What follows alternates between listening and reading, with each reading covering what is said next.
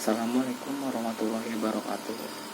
Nama saya Sukmani Pamungkas dari Universitas Sultan Hasanuddin, jurusan Pendidikan Sejarah. Di sini saya akan menjelaskan tentang teknik mempengaruhi orang lain atau kiat atau bagaimana caranya mempengaruhi orang lain. Kepemimpinan atau leadership adalah fondasi terpenting sebuah organisasi. Kepemimpinan berbicara tentang bagaimana seseorang dapat mempengaruhi seseorang dan menginspirasi orang lain. Bagaimana bisa dikatakan pemimpin apabila ia tidak bisa mempengaruhi orang lain? Maka sebuah organisasi tidak akan berjalan baik sesuai dengan visi dan misi. Lalu berikut merupakan beberapa teknik mempengaruhi orang lain. Yang pertama itu adalah rational persuasion. Adalah siasat meyakinkan orang lain dengan menggunakan argumen yang logis dan rasional. Contohnya itu seperti seorang dokter yang memberi nasihat kepada pasien yang perokok berat dengan menjelaskan efek buruk merokok bagi paru-paru dan hasil penelitian yang membuktikan bahwa perokok lebih rentan menderita penyakit kronis lain adalah salah satu contoh ini. Jadi dokter itu berusaha menjelaskan fakta-fakta yang terjadi apabila rokok ini tuh dikonsumsi secara terus menerus gitu akan menderita penyakit yang lebih kronis gitu. Lalu yang kedua itu ada inspiration appeals tactics, adalah siasat dengan meminta ide atau proposal untuk membangkitkan rasa antusias dan semangat dari seseorang. Contohnya itu seorang menteri yang membawahi departemen Kominfo yang membuka kesempatan kepada seluruh komunitas IT untuk membuat proposal dan ide tentang pengembangan e-government di suatu negeri. Ini tuh jadi kayak si menterinya ini tuh membuka peluang bahwa ingin agar Kominfo ini tuh antusias gitu dengan diadakannya peluang ini gitu, biar Kominfo-nya itu lebih antusias gitu. Lalu yang ketiga itu ada consultation tactics, terjadi ketika meminta target person untuk berpartisipasi aktif dalam kegiatan yang kita agendakan. Nah contohnya tadi Kominfo yang kembali berkonsultasi kepada komunitas IT di suatu negeri. Kominfo ini mengajak aktif berpartisipasi terhadap implementasi cetak biru e-government yang telah diproduksi oleh departemennya itu. Lalu yang selanjutnya itu ada ingredient tactics, adalah suatu saat di mana kita berusaha untuk membuat seorang hati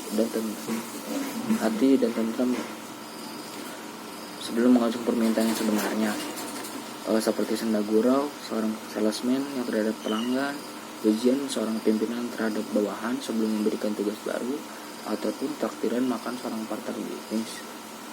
Jadi kita tuh kayak ngerayu dulu gitu, membuat orang seneng agar kita bisa melanjutkan keinginan yang kita inginkan gitu terhadap orang itu gitu. Misalnya kita menyuruh gitu kalau sebagai atasan, atau kita sebagai salesman tadi gitu, kayak penjual gitu terhadap pelanggan harus ngerayu gitu. Lalu seterusnya itu ada personal appeals tactics. Ini artinya itu ketika kita berusaha mempengaruhi target person dengan landasan hubungan persahabatan gitu. Jadi pertemanan atau hal yang bersifat personal lainnya, kita bisa mulai pembicaraan misalnya dengan, Budi, saya sebenarnya nggak enak mau ngomong seperti ini, tapi karena kita sudah bersahabat cukup lama dan saya yakin kamu sudah paham mengenal diri saya.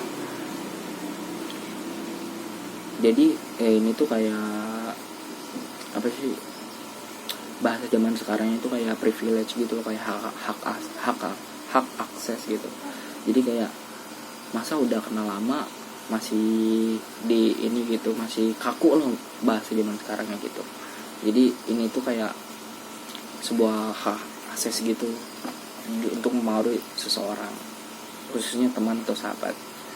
Lalu selanjutnya itu ada exchange tactics, Mirip dengan personal appeals tactics, namun sifatnya bukan hubungan personal semata, namun lebih karena adanya proses pertukaran pemahaman terhadap kesukaan, kesenangan, hobi, dan sebagainya.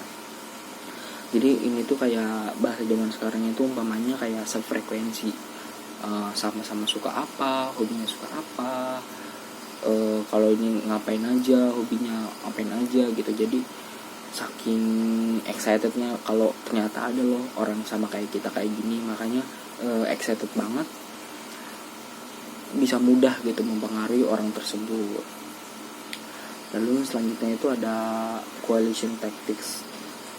Ini adalah suatu saat di mana kita berkoalisi dan meminta bantuan pihak lain untuk mempengaruhi personal target. Jadi strategi kemenangan itu jumlah pengikut dipakai dalam siasat ini. Jadi umpamanya kayak di suatu himpunan gitu. Jadi di himpunan ini ada pemilihan kepala atau ketua umum dan wakil ketua umum. Nah, terdapat dua pasangan calon. Dua pasangan calon ini harus mencari sebuah dukungan atau koalisi pada bawahannya gitu, pada teman-temannya gitu. Jadi pasangan calon nomor 1 dan 2 ini punya koalisi masing-masing gitu, yang akan bisa membantu memenangkan di salah satu target ini gitu. Jadi harus dipengaruhi gitu orang-orang ini tuh agar bisa memilih si pasangan calon ini gitu, salah satu pasangan calon ini gitu. Lalu yang selanjutnya itu ada pressure tactics.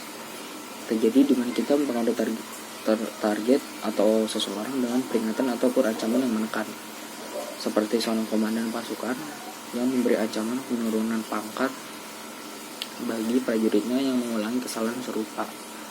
Jadi kayak udah ditegur sekali tapi masih ngelakuin lagi, maka komandan ini mau mecat atau menurunkan pangkat dari bawahan tersebut gitu. Jadi kayak tekanan gitu, kayak semacam otoriter atau autokratis. Lalu selanjutnya itu ada legitimizing tactics. Adalah suatu saat di mana kita menggunakan otoritas dan kedudukan kita untuk mempengaruhi target person. Jadi contohnya itu kayak presiden yang meminta seorang menteri untuk menyusun rancangan undang-undang, kepala sekolah yang meminta guru menyusun kurikulum pendidikan. Jadi kayak punya nama gitu atau punya jabatan kalau pengen atau ingin menyuruh seseorang gitu. Jadi ini merupakan yang biasa terjadi di birokrasi di negeri kita ya. Jadi jabatan itu sangat penting gitu, sangat banyak yang menginginkan jabatan karena demi melakukan mempengaruhi orang lain agar seperti ini gitu, bisa nyuruh orang gitu dengan mengandalkan jabatan dia gitu. Mungkin segitu aja yang bisa saya sampaikan. Mohon maaf jika ada kesalahan-kesalahan kata. Wassalamualaikum warahmatullahi wabarakatuh.